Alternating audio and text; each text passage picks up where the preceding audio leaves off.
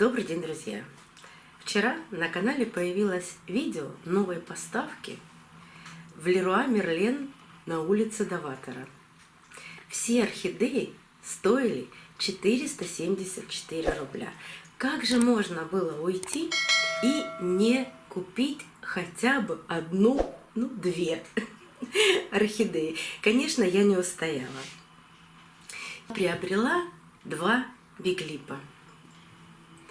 Мне показалось, что это самые красивые цветы, которые были в поставке. Или же остальные просто у меня уже есть. Например, как Лека Фантастик. Их было столько, глаза разбегались. Вот именно от Лека Фантастик. Так обильно цветущие. Столько было красивых цветов, и состояние самого цветка было идеальное. В общем, мы там ходили вчетвером, выбирали, смотрели, так было интересно. Цветов было 400, это много. И каждый мы рассматривали, и выбирали все вместе, и давали друг другу советы.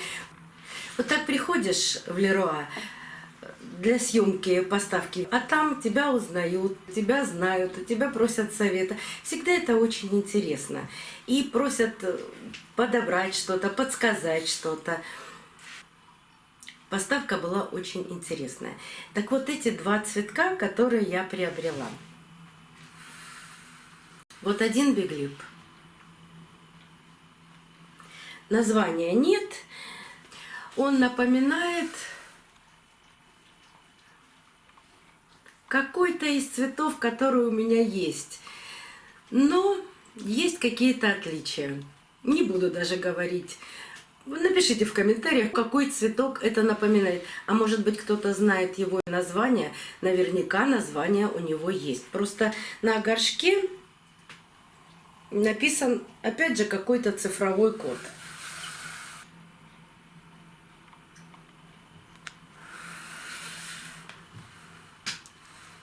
Распустит он все бутончики или нет, это большой вопрос.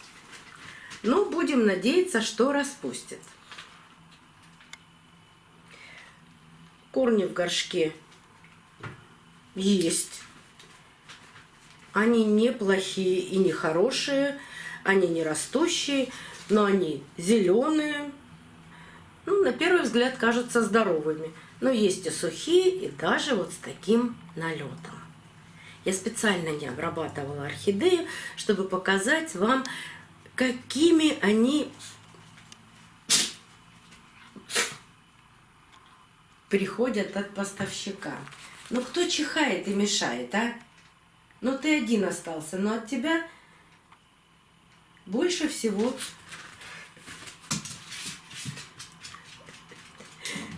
каких-то звуков. А, ты играть хочешь? Ну, как всегда. У нас съемка, а Ричи надо играть. Ричи.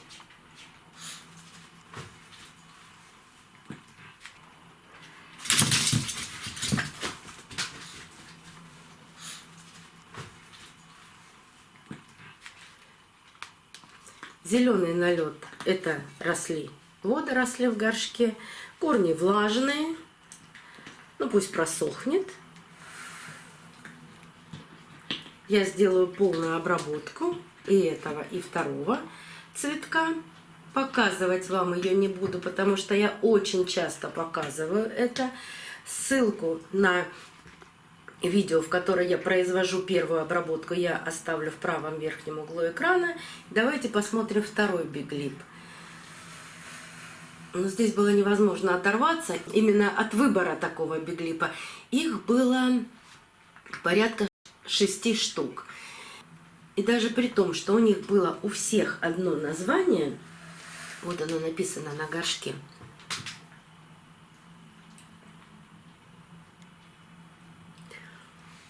форма губы была разная. У одних была прямо лопаткой, такая полностью, вот на эту больше похожа. А у других даже вот на эту губу было похоже. Ну, то есть, как бы название одно, цветок один, а вот форма губы разная. А вот на это, видите, даже какая-то расцветка другая попалась. Ну, в общем-то, это... Я думаю, что это все экспериментальные орхидеи. Как они потом будут цвести дома, неизвестно. Но все равно это биглип и очень нежный. Но для меня очень симпатичный. Не знаю, как для кого, кто любит или не любит биглипы, но мне нравится. Но по биглипу сразу заметно, что вот эти бутоны, которые начали желтеть дома, и вот этот, по-моему, он обязательно сбросит. Цветы по-разному испытывают стресс после переезда и после того, как мы их домой переносим. Одни в меньшей степени, другие в большей степени. И стресс проявляется по-разному. Одни могут сбросить бутончики, другие могут засушить листики. Этот процесс не у всех одинаков. И сегодня к моим подписчикам, к вам, я хочу обратиться с просьбой. Моему каналу исполнилось в сентябре 3 года. И я много и подробно рассказываю о том, как я ухаживаю за орхидеями. А ухаживаю я за ними более 20 лет. У кого-то получается делать так же, как делаю я. Им много, спасибо огромное. Вы много пишете, что наконец-таки у вас начали расти и цвести орхидеи. Наконец-таки у вас перестали появляться реанимашки. Спасибо вам большое, что вы делитесь своим опытом.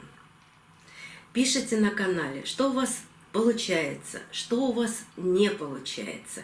Мне очень это приятно. И я хочу вас попросить, не стесняйтесь, пишите больше, делитесь своими наблюдениями, отвечайте на вопросы, потому что подписчиков скоро будет 200 тысяч. И те, кто со мной с первого дня, они давно уже все умеют. И давно уже все знают, и давно уже у всех все получается. А вот новички, которые приходят на канал, все время задают одни и те же вопросы, о которых мы говорим 3 года. Так что делитесь своими знаниями и наблюдениями в комментариях. И еще для новичков. На канале я целый год вела плейлист, назывался он «Вопрос в копилку». Это ответы на вопросы, которые вы мне задавали. Сейчас нет смысла вести эту рубрику, потому что там более 30 видео, и на все вопросы, которые только можно было и нужно было, я там ответила. Поэтому всем новичкам я советую посмотреть этот плейлист. Ссылку на плейлист я оставлю в описании под видео и в правом углу экрана. Вы получите полное представление о том, как живут, существуют и в природе, и у нас, и как нужно ухаживать. Но, по крайней мере, так, как это делаю я. За вашими любимыми и за моими любимыми орхидеями, за моими любимыми цветами. А вот если после этого остаются вопросы или нужна какая-то срочная помощь, я отвечаю в группе ВКонтакте. Ссылку на группу ВКонтакте я тоже оставлю в описании под видео. Жалко, что в сутках только 24 часа, но в свое свободное время я обязательно всем отвечаю на вопросы. Не торопитесь никогда что-то сразу предпринять, купленную орхидею сразу разобрать. Если что-то недопонимаете, спросите сначала, потому что исправлять ваши ошибки значительно труднее, чем их предотвратить. Ну а я приобрела еще 2 биглипа. И, конечно, никаких пересадок я делать не буду. Я буду ждать, пока они отцветут, пока начнут расти, и только тогда буду делать пересадки. И еще, а вам интересно смотреть, как я пересаживаю свои орхидеи? Потому что у меня столько непересаженных орхидей.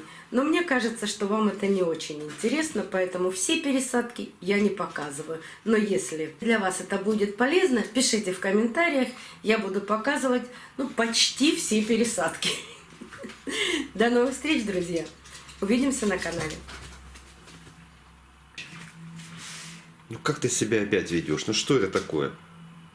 Почему ты мешаешь? Ну почему ты все время мешаешь? Потому что я собака. Я здесь собака. Да? Да, я собака, я собака.